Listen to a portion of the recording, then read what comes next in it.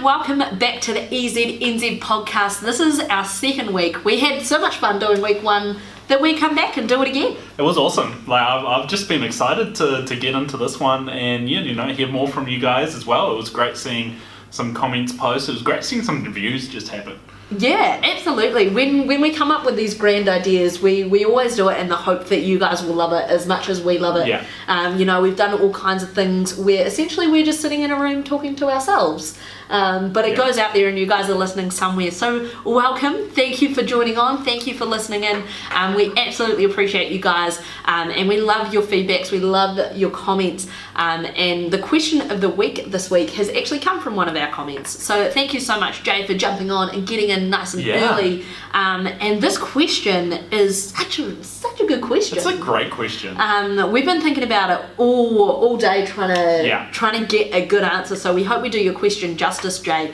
And as always, we would love to hear what you guys have to say about this in the comments down below or on the Facebook page as well. So this week's question of the week, Fletch, what has been your best Windows experience and how would you recommend customers to explore the Windows experience? Yeah, this was such an awesome question when we read this. And it took so much time to think about, because what's been your best Windows experience? Because we work with Windows and Microsoft in general every day, we really had to deep dive. And there was something that popped into my head, and some of you guys have probably heard this because I talk about this story a lot. Such a great story. It's such a great story, and it's once I thought of it, I just couldn't get past it. So Jay, I'm going to shout out straight away. It's actually to do with Office, but you can't talk about Windows without talking about Office in my books. Better together. It's better together. It's an ecosystem, right?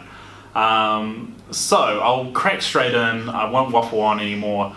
What happened was I got married about 2 years ago, and I got married in Vietnam. Congratulations, 2 years. That's awesome. Gone so fast. Wee baby Fletch has been married for nearly 2 years. I know. What a story. That was it. But when we was in Vietnam, when you're in Vietnam and you go for a traditional wedding, you go out and take photos, right? And you just take photos in the street, and anyone who's been to Vietnam in summer as well knows how hot it is in the street, no matter what part of Vietnam you're in. I haven't been, but I can imagine. Yeah, it was very hot, and I was in a full suit. Steph was in a wedding dress. We were walking around. We're doing all sorts of poses. It was hot work. It was very hot work. And while we were going around, her cousin was taking photos of us, but I was taking photos of Steph.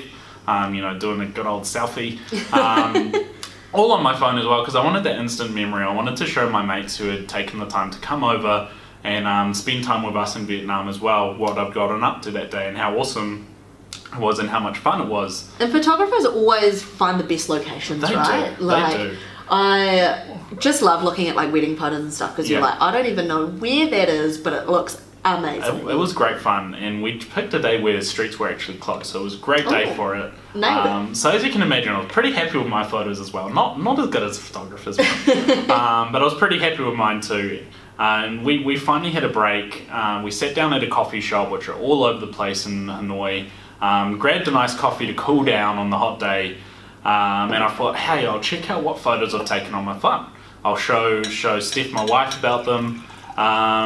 So I pulled out my phone, and creature of habit, I looked at the screen, saw I had to input my PIN. It looked like the unlock screen. Didn't bother reading that it said, put your PIN in to reset your phone. I just put it in. So I must have had the buttons pushed down on the wrong combination in my pocket. So seems like something that's so hard to do, yet surprisingly incredibly easy to do. So surprisingly incredibly easy. So soul-crushing that all those photos had just gone, right? And I was kicking myself, right? I've worked in store for ages, I've repped, and I'm a trainer for Microsoft now, and I was just kicking myself. I was like, did I really do this? I preach about this, I've told customers about this billions of times, and I've done it. I'm sure I must have backed it up. You're only human, Fletch. I was only human, and so I was running off data. I couldn't, do a full setup on my phone very easily. So when I finally got into Wi-Fi a few days later, I turned it on, and like the relief just flooded through me. Like everyone will have had this moment and will know what I'm talking about, but there was just a huge like weight off my shoulders. My 1,400 or so photos of, you know, going way back, and my wedding photos appeared back on my phone, and it's because I'd done the smart thing after all. I'd put my off 365 onto my phone as well as my computer because they work better together, and my photos had automatically backed up. I was so happy. So good. So you know, that's what happened, and this is a two-part question though, right? We need to talk about how we'd recommend like OneDrive in my case to customers. And honestly, I wouldn't actually do it very differently to how I'm doing it now. I'd tell them the story, because that story builds that rapport with the customer and makes them trust you more. You know, makes something so relatable. Everyone can relate to the Everyone can relate to it. Everybody has dropped the phone and cracked the screen. Everybody, maybe that's just me. But you know, you hear of people dropping their phone in the sink while they're doing the dishes, or falling out of the back pocket into the toilet. Like, I'm sure you guys have heard that story more than once. So many stories. And it's always the first massive concern is what's happened to all my photos. Is there any way I can get my photos back? And like, I would, it's something so relatable, and it's something that's so easy to build up on, because that was 2 years ago. OneDrive's come so much further than that now, right? And I know you guys love talking about OneDrive because it's such an easy thing to understand the value of from a customer's perspective. Absolutely. And anyone else you're talking to. But, you know, OneDrive, it's on my computer. I barely have any files saved to my hard drive. Why? Because OneDrive appears in File Explorer now. It can download to your hard drive, but it'll still, you know, automatically upload any changes you make. You'll still be able to use the desktop apps of Office and collaborate with someone else. Like, that's very cool. You're not, you know, having a limited experience using an online app. You're using the full version. Yeah, and you can log into it from any device anywhere in the world. Any device anywhere in the world, but having it like just natively there within your File Explorer, so you can really easily like copy and paste or drag files across, set those automatic backups, all of those kinds of things. Why wouldn't you? Why wouldn't you? And why wouldn't you? That means when I go out into store, I just, you know, whip out my phone to look at planograms and you know, work on tables and stuff. It all interacts. It's all part of the Microsoft ecosystem. It's awesome. That's my story, Jay. That's my story. Awesome. And I couldn't think of just one thing. It's so hard. It was so hard. As soon as I thought about one thing, I thought about 10 other things. So what has my best experience with Windows been? Best Windows experience. I think that's the Windows that we're currently experiencing now. So Windows 10, as we heard about in the last podcast, I've been kicking around for ages. So I have such fond memories of the release of Windows 10, and you know, going from Windows 95 to XP to 7 to 8 to 8.1 and now to 10. And what I love so much about 10 is that the experience keeps getting better. And that's kind of been Microsoft's goal with it, you know, with the introduction of the anniversary update, then the creators update, followed by the full creators update. The experience is designed to just keep getting better. Which is so awesome. Like, that's such a cool thing. What a great shout. Absolutely. And I love that you've used the word experience, because that's really what Windows is all about. And I think, you know, we all have different needs when we're using a computer, and experience is totally the perfect word for it, you know. So I experience Windows in a different way to Fletch experiences Windows, and a different way to you guys as well. So what I love so much about Windows 10 and where we're at now is awesome things like Windows Ink.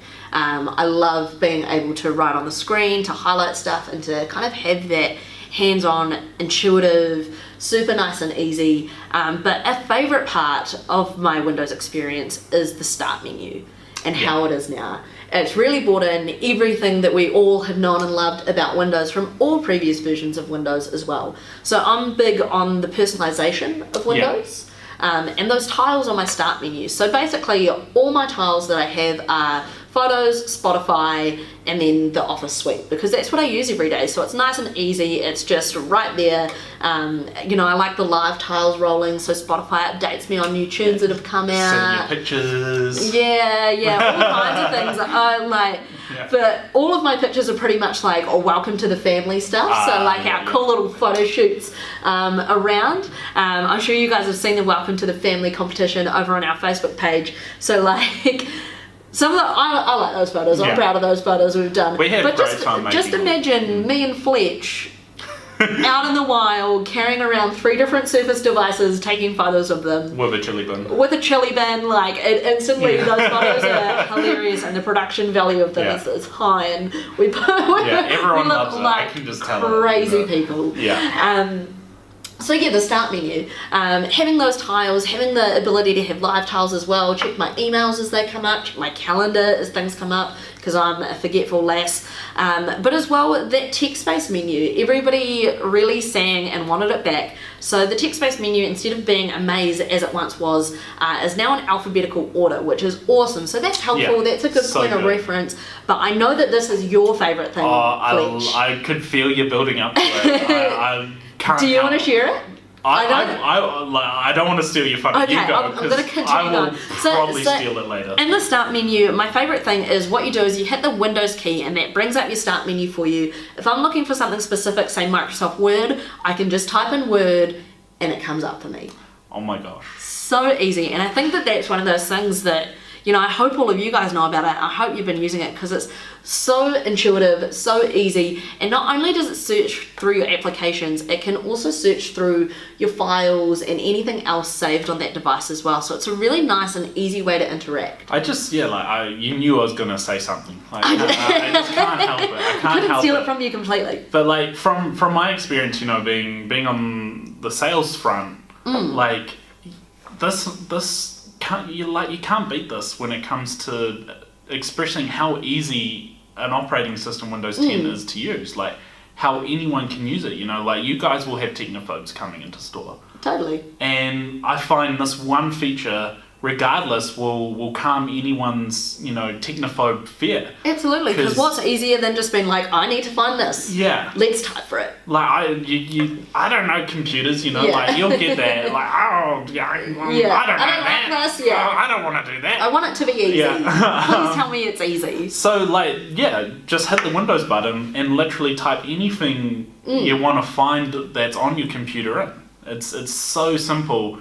I've had people, you know, friends talk to me like, oh, my granddad's finally moved on to a new computer. But it's, you know, Windows 10, and like there's just that fear of the difference, right? The fear of the unknown. And I was just like, tell them to do that. Absolutely. And that's such a great way to explore the experience and I guess lead your customer to that optimal experience as well.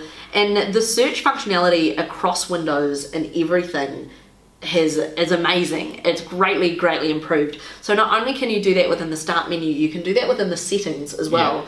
I find it most helpful in the settings because I'm super guilty of like, I know that I've done it before, but I can't remember how I did it or where I found it. So the ability to just go into the settings and search for any setting and it takes me there is really nice and easy. The same thing in Microsoft Office, there's that tell me feature where I can just type for insert picture. I know I should know where that is by now. But you know, super easy things where essentially I can tell my computer what I need to do and it will tell me how I do it in return. It's doing what a computer should, making life easier. Work smarter, not harder. Hands down. So talking about the settings, that is going to lead us into our next segment and talking about accessibility.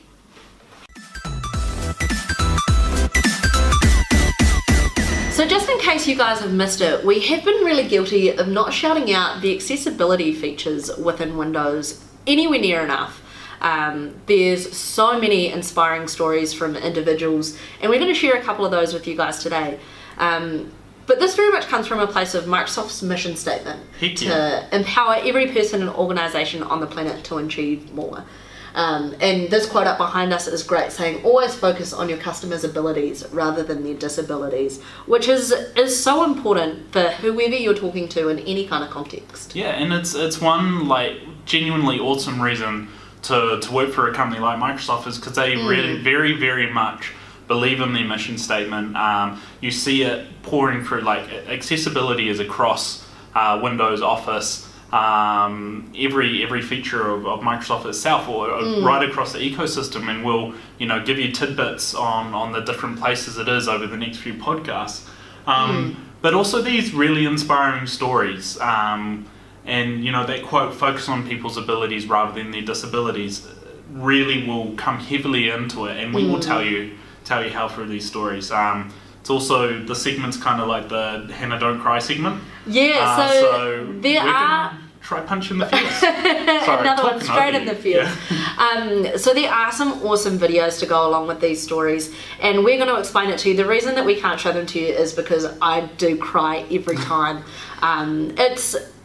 It's incredible, and it really blows my mind to think of how much technology can change people's lives, and how much, you know, we talked last week about how much has developed over time. And I think, you know, the design, the care, the consideration, and the projects that Microsoft have taken on board to develop and change people's lives for the better, whether it be something super small or something huge, is just phenomenal. And the more stories I hear, I guess for me, the more pride I take in working for Microsoft and for a company that really focuses on these features and changing people's lives. So there's heaps on the Microsoft YouTube page. There's heaps of these stories also in articles on Expert Zone, which we'll give you guys links to as well. But the first story that I want to talk about today is one of my personal favorites, called Project Emma. And we can't show you the video and the podcast because it makes me cry every time. We watched it before in preparation for this, and I had to compose myself. It seriously is a very awesome, amazing video. So I definitely recommend, after you've watched this podcast, of course, hop off, follow that link and check it out, because it's amazing. So what Project Emma is it's a product that is being designed by Microsoft in conjunction with a 29-year-old woman named Emma. So Emma is 29 years old and has Parkinson's disease. So that's, you know, where you get the shakes, and, you know, it's uncontrollable. And being 29 years old, that's a very young age to have it in. Very young age to develop something like that. And Emma was an illustrator, a designer. So imagine that. And like what hits me in the feels about this is, you know, like obviously being a creative person, her hand movements and drawing was so important to her in her life. And like I compare it to myself, I'm a musician, and the thought of going deaf genuinely terrifies me. So I can't even begin to imagine how Emma feels. But what's so awesome about this video and about this product that Microsoft is developing, as you can see, what she's wearing there is a little watch. And what that watch is it's created a way to send vibrations to change the rhythmic signals from the brain to her hand. And in this video, you see her write her name and draw a square. And she gets so emotional, and she's so happy and astounded that she can, you know, she's got something back. She rings her mum and tells her, because like that's a bit that gets me every time, because I'm the same. Like me and my mum are so close that I'd be like, Raywin, straight away. So I just think that this is so incredible, and it's such an amazing story, and the way that technology is bringing back something so important to Emma in her life. That's just, I can't honestly, it's obvious it's hard for me to talk about it now because of how amazing that impact has had on her, and how much of an impact it can have on people in the future. But I've got a story as well, and as you might have heard on the last podcast, I'm very much into NFL, and Microsoft is a major sponsor of NFL, so they partner with a lot of players, and there's a lot of cool videos on YouTube. There's going to be a lot of stories about the NFL incoming in so many different ways. I give Hannah daily updates on what's happening in that This is definitely one of my favourites. But yeah, this is an amazing story. So this story is about a guy called Steve Gleason, and he played in the NFL in the 2000s. He played for the New Orleans Saints, and he retired in 2008, I believe. Hannah will chuck one of those cool notes up to let us know, but I believe, I'm pretty sure it was 2008. He was a very famous linebacker. He has a statue at the New Orleans Saints Stadium because after Hurricane Katrina, the first game the New Orleans Saints had, he blocked a punt, and that was really important to the community. That it was a game-winning thing, and it brought some hope back into people's lives. So he's a really big figure. But the year after he retired, he'd done a tour of Europe, and he found out that he had a disease called ALS. And ALS is a really debilitating disease. No one knows what causes it. There's no pattern, but what it does is your nerves connecting your brain to like your different organs and your hands and your arms, they deteriorate. And so that means he got to a stage where he couldn't move. He has to breathe through a respirator, and he can't talk. So, that's hard for someone who was a elite athlete to go to that. Going from being so on your prime to having to rely on something else or someone else to do so much for you must, life-changing. Absolutely life-changing. So the cool thing that happened was Microsoft run an event called Hackathon, which is like almost like a life hacks, but almost on another level, where they'll challenge teams of developers and such to come up with a cool idea for a cool cause and make some new technology for it. And Steve Gleason met the head of the Microsoft Accessibility Department, who's also deaf. And, he came in and he told her about himself.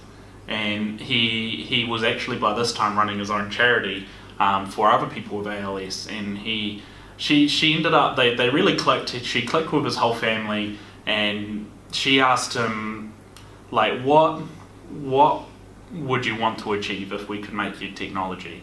And he said he wants to be able to play with his son, because he had a really young son. He wants to be able to talk more easily with his wife.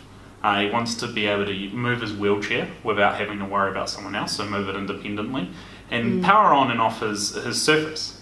And they seem like what's hitting me in the feels right now is like those are such simple things. They are. That you can really easily take for granted. Yeah, and I think it's something again that all of us can relate to, right? Like being able to touch a button and turn on and off your Surface is really important. But being able to talk to someone. Yeah, being able to talk to someone, being able to communicate, that's crazy. So the head of the accessibility department got together a team for this hackathon event, and they tried to make these 4 things happen. And what's amazing is in a very short amount of time, they managed to use eye gaze technology. They made him a robot which could be controlled through where he looks with eye gaze technology, so he could play with his son with a robot. His son, like when his son came to see it, like just instinctually started playing with it, and that was him being able to play. That to me is absolutely amazing. Yeah. He's able to use his Surface with eye gaze technology to type, and then it reads it out. Yeah. Like, it's absolutely amazing stuff. So it'll read out what he's typing. It also we're able to make his wheelchair move. It's all really, really important things, and it hits me in the feels. And Hackathon was over a really short time, but what spawned from that was actually a few really cool things, and one, crazily enough, was the Ice Bucket Challenge. Yeah, so if you were thinking that ALS sounds familiar, it's something you've heard of before, that was the goal of the Ice Bucket Challenge, to raise awareness for this particular disease. To raise awareness, and so through the Ice Bucket Challenge, the money raised for the ALS charity went from $2.8 million in a year to $100.9 million in a year. Wow. Gotten it to a point where, with collaboration with Microsoft and a few other companies, they've got $500 million together to work on this technology, continue to improve it, and put it out to everyone else. It's an amazing story. It's very cool. It's why I'm very passionate to work for this company, because these are 2 stories. But there's so many stories we could have chosen from. Yeah, there are so many more. And I think, as we said, these were just some that I guess really hit us in the feels and really hit home. But we wanted to introduce the idea of accessibility to you guys through these stories today. We will link to not only these stories, but a few more as well. And we'd love it if you guys find some awesome and inspiring stories that you'd like to share with us. We absolutely love hearing about what's going on in technology to help the community and help the people of the world. but we will be talking a lot about accessibility in Windows and Office in the coming podcasts about immersive reader in OneNote, which is very cool. There are so many things, so we've barely scratched the surface with this today. So please leave in the comments what you would like to know more about accessibility, maybe what you already know as well, or maybe some features that you think could really help you or one of your loved ones to just make life a little bit easier. Yeah, we'd love to hear them. As you can tell, it's real emotional to talk about, but it's definitely a pride point. Please let us know.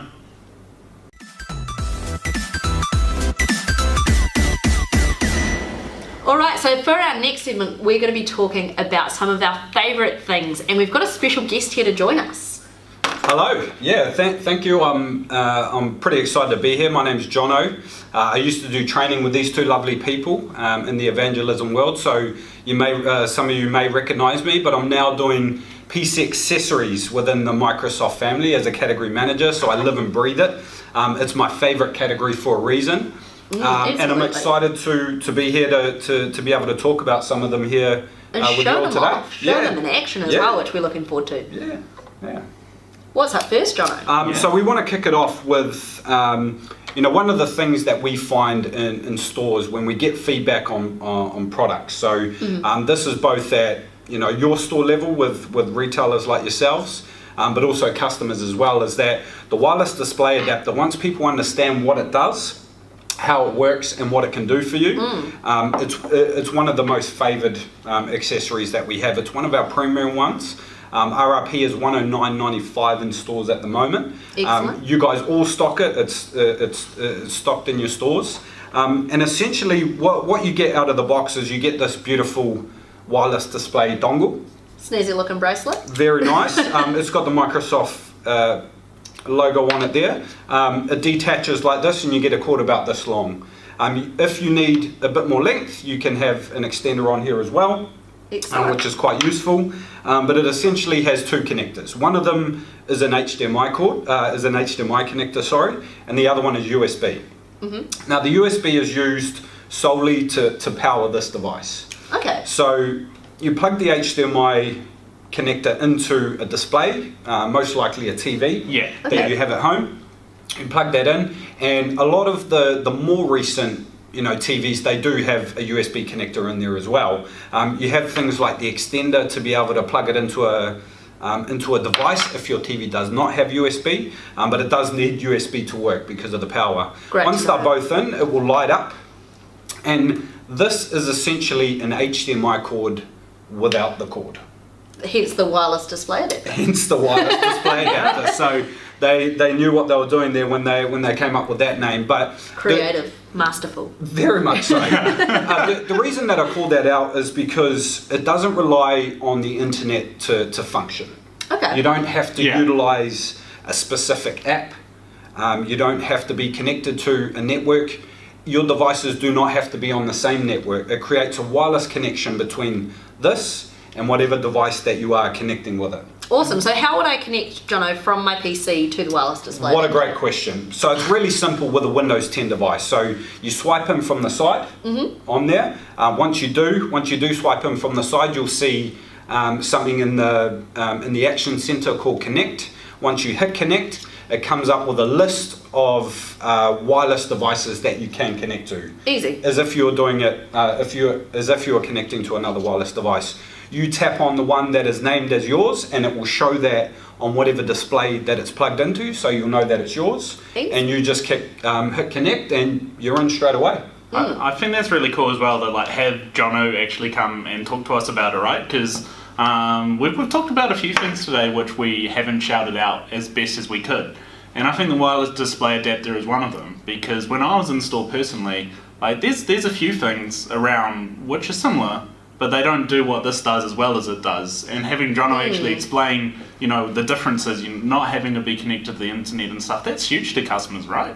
Absolutely. That's a massive thing. I've already I know I should be all over it, but I feel like I've become more confident just learning the job. We're learning things, that's what we're here for. So what kind of applications can you use the wireless display adapter with? So It works with every application, so it can both duplicate your screen from whatever device you're projecting from, or it can extend it, and that's why I really want to emphasize it's like an HDMI cord but without the cord. Yeah. So you know, a lot of I know Fletch, you alluded to some similar products in your stores at the moment, where you have to run a specific app or a specific browser for it to connect, and of course be connected to the internet. But just think about it when you're out. You may be a mobile professional, your customer may be a mobile professional, going out presenting in a boardroom where you don't have access to their Wi-Fi. Absolutely. But the table is very far away from the display, etc. And you don't want to have to trip over cords, or you don't have a cord with you, they don't have a cord. Totally. And like we've all been presenters in some way or form, and I'm sure we've all done it at high school and all of those sorts of things, at uni, whatever, but there is nothing more annoying when you're really in the flow of something being tied by the cord. Yeah. Or tripping over it and spilling pizza. Oh, that sounds like quite a story, mate. Which is very much a personal story. We're not going there. But I did do that. So yeah, for us, I mean, wireless display adapter, once people know about it, and this includes customers, it is one of our most popular products. If you think about it outside a mobile professional space, just at home streaming, it may be Netflix if you don't have a smart TV. It could be a special video that you've saved on OneDrive that somebody's uploaded from a phone that you want to project and show the family or loved ones and showing things mum like that. photos from a holiday, those kinds of things. Exactly. Everyone loves a holiday slideshow, don't they? So, but I mean, the range on this is approximately 7 meters. So we say it's 7 meters or 24 feet, which is that's a pretty big room. It's quite a big room. My lounge is not that large. No, I don't think mine is either. But yeah, so extremely functional, extremely easy to use. One thing I will call out, depending on when you are selling this device to a customer, there could have been updated firmware on it. So I just want to call that out. So one thing that you may need to inform customers to do is install the wireless display adapter app from the Microsoft Store, on your device. Easy. Plug it in and update the firmware, and it really is a simple process. Just to, it will tell you that there's new firmware available. You just go and you click the update button, you leave it plugged in and powered on, and off you go. There you go. That's awesome. Nice. That's awesome. Yeah, so that's it for the wireless display adapter. What's up next? The next on our list is another favourite when it comes to mice. This is my favourite accessory. Yeah. So.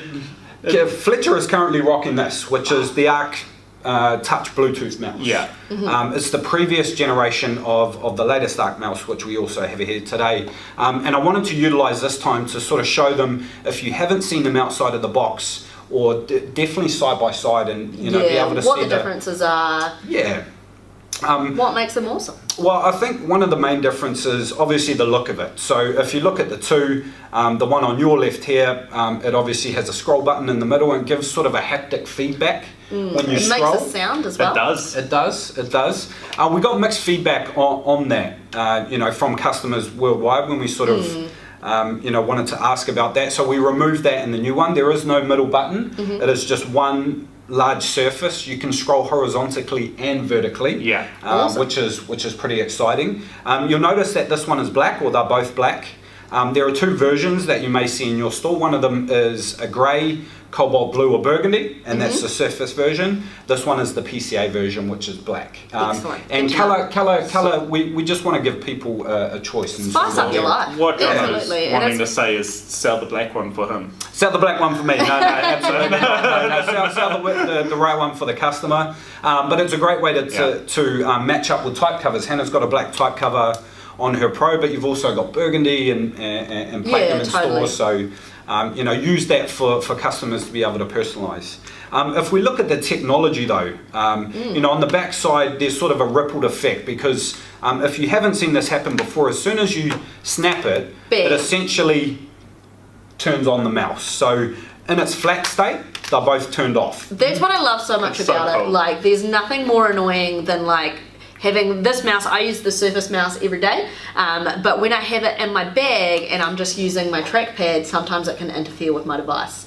So because I haven't turned it off. So just folding that flat, turning it off, easy. Yeah. Nothing more simple than that. Yeah. Saving battery as well. Look at the real estate too. Just like so that. cool. Yeah, it just slides into your pocket, your bag, your handbag, your fanny pack, whatever it may be. Whatever it may be. They're coming back in a big way, by the way, fanny packs. So Just you heard it here first, guys. Yeah. You heard it here first. It's about the same size, if not smaller than a mobile phone. Yes, yeah, and I'd say definitely smaller than a mobile phone. Yeah. Well, most of them today, that's for sure. I'm very guilty of actually chucking my one in my pocket and forgetting about it because it's that small and slim. Yeah, Like, it's it's so portable. It's Yeah. just amazing. Yeah. And I feel like there's two things to shout out as well that I want to add on to that. So we want people to have the new mouse, but if they come in with the old mouse and they're complaining about the noise, Microsoft is full of cool accessory apps. So search the Arc Mouse app in the store, and you can actually mute customize this and customize it a bit, which is pretty awesome in itself. Totally. And I also feel like John was saying, my mouse is out of date. So if you want me to get a new mouse, He's just fishing for post a one. comment, Yeah. and we'll leave it there. If this gets 1,000 likes, Yeah. I'll give Fletcher a new mouse. So Ooh, you heard it That's- here. that's- Promises made.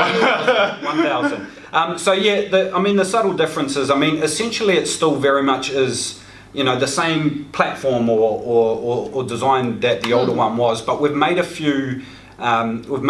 Changes structurally to it just to make it a little bit stronger. I mean, this one, neither of them feel particularly fragile when you're doing that. Yeah. Of course, without excessive force, you're not going to accidentally snap it in half and Totally. things of that. And if you look at the type of things, and we think about it when we talk about Surface, and we think the thought process and the design. And all of the hours that have gone into it that people may not necessarily see or even necessarily care about, but they feel it when they use the product. Absolutely. We talked about it in the last podcast with the kickstand on the Surface sounding like a car door.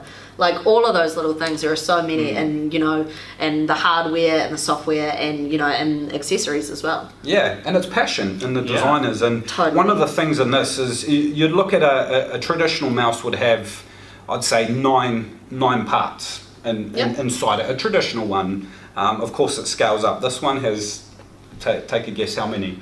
In fact, what I'm going to do is if somebody can put in the comments on this video, how many parts are inside the new Microsoft Arc mouse, I will send one out to the first person to comment and give that answer. Can it be me? And it's not Fleck. It's not. Actually, Awesome. you can have I'm Fleck's already dying to know the answer, Yeah. but we can't reveal it. All right, so get commenting, there you go. guys. That's great. That's awesome. Thanks, Jono. And that's the Arc mouse. One thing I did mention at the start that it can scroll horizontally and vertically. So we always talk about Windows being designed with Surface in mind, and vice versa in Office. Yeah, it's better an together. ecosystem. It's very much the same with accessories, and that's going to segue on to the next product. But if you look at within an Excel spreadsheet or within Edge, where you want to go horizontally instead of vertically, you can utilize that scroll space both ways and be able to navigate around. So it's something we definitely thought about. Also, I want to butt in as well. I read something fantastic about the Arc mouse the other day, and the way obviously that scrolling pane in the middle has now moved, but they've also changed the design of it to best fit your hand and how you use it as well. Correct. Yeah. No. Great point. Actually, So it's not 50-50 down the middle. Yeah. We did a lot of research into where customers or you put your fingers when they're on the device, your left click and your right click. Of course, this is ambi design. You can use it left or right-handed. That's awesome. So that's just changing in the settings? Correct. Yeah. Yeah. You can do that within Windows settings with any ambidextrous mouse. So Fantastic. yeah, very, very easy. So essentially, people tend to put the right-clicking finger, which is traditionally a certain finger, right on the farthest of the right-hand side, but the left-hand one is maybe a little bit more in the middle. Yeah. And that's Yeah. useful when scrolling. We've accommodated for that within the touch plane of the mouse as well. So it's not, Awesome. as Hannah mentioned, it's not just right down the middle. It is a little bit off to the right hand or the left hand side. And I love that. Yeah. That genuinely amazes me because I used to serve customers all the time who wanted a left-hand mouse. And left-hand, like if you buy a mouse dedicated to your left hand, it's going to cost you hundreds of dollars. I'm not even joking. It's Yeah. an expensive thing to buy. That's mind blowing. Like, I found the same thing. I used to work in a music shop and selling guitars for a poor left-handed person. You know, like essentially it's exactly the same thing, but because you're a smaller percentage of the population, like Jono here, the lefty in the room. Yeah, like it can become more expensive. So I like that they've designed something with that in mind.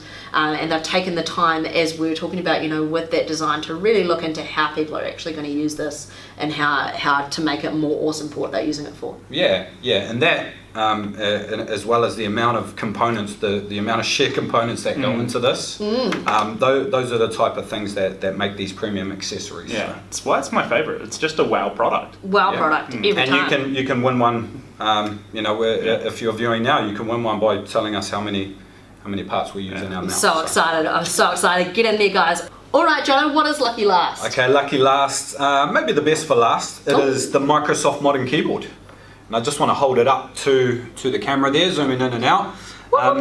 You can be forgiven for thinking that it does look very similar to another keyboard that we've got out in the market at the moment, and that's the Surface keyboard, because it really does. Like, if you looked at the two side by side and you were far away, that they are the same. In saying that, they're very different. And I mean, the major thing that stands out as a difference, of course, is that it's connected by a wire, which you cannot do with the Surface keyboard. So you have the ability with the Modern keyboard to use it wirelessly or, you know, wired plugged in. And that will also charge the inbuilt battery.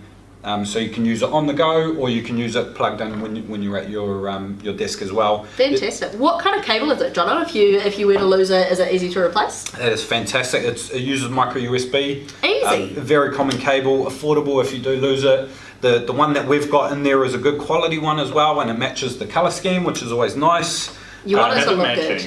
Never underestimate how something good looking can sell. Yeah. Definitely. It's got an on and off switch, so when you are using it wirelessly and you don't want to use the battery anymore, just switch it off and it stops pumping. I know you like the amount of keys that are available across the top, you know, that double up as function keys. Yeah, I really like having literally everything at my fingertips, so while I'm working it's, you know, easy to go between things. You know, not only is my typing experience awesome, but while I'm working I'm pretty much listening to music all the time. Justin Bieber. The Biebs, 1994 represent. But not only does it have a play and pause button, if, you know, I have too much of the Biebs in one day, I can easily go next or previous, you know, skip into some Post Malone or something a little bit different. You know, being able to control that, my screen brightness, magnifier, there's all kinds of action center, there's all kinds of tools between there. Desktops. Yeah. And another cool thing, I guess that's a good segue, there's a lock button. Yeah. And why that's important on this keyboard is because another major difference that this has is when we look at Windows, Office, Surface, they're all designed with each other in mind, and to highlight the features, you know, of each other. Better together. And PC accessories are the same, right? So we have Windows buttons on some of our mice, like the Sculpt Comfort. On this, we have built-in Windows Hello support via fingerprint reader, which is amazing. It is amazing. It's on a keyboard. It's on a very nice, sleek, well-designed keyboard as well. So I'm just going to hit lock, and we've already programmed Hannah's fingerprint in because we're using her device to project behind us. So I'm going to hit lock there.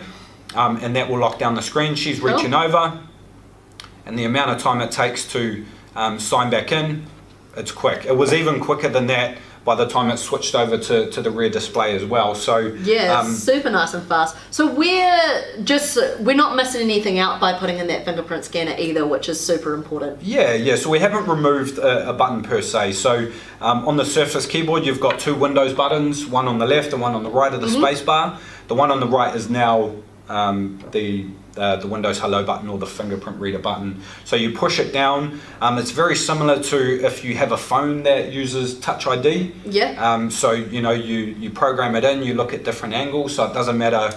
You know, if you're reaching over or you're right next to it, it knows that it's your fingerprint. And it took us less than a minute to set up, and it does, you know, touch it, lift and move, and do it on a different angle and stuff. So super quick and easy to set up, and nice and easy to use as well. Yeah, absolutely.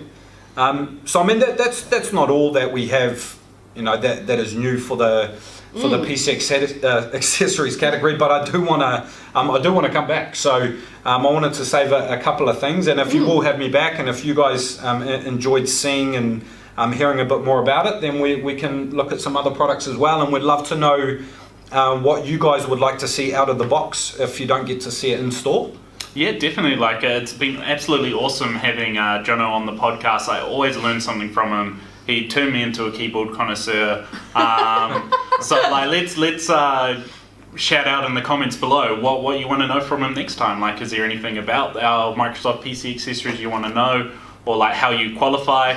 Don't forget, you can win an Arc mouse by telling us. He surprised us with a prize, so we want to have him back. How awesome it is. So as a reminder, how you win that is just tell us how many pieces are in that mouse, how many pieces go into making that in the comments below, and the first person to shout that out will get hooked up by Jono. Shout it out correctly. Yeah, that's so important. How many parts does it take to make a Microsoft Arc mouse? And the first person to do it will send you out one. Awesome. Thank you so much for coming on, Jono. We loved having you. All right. See you later.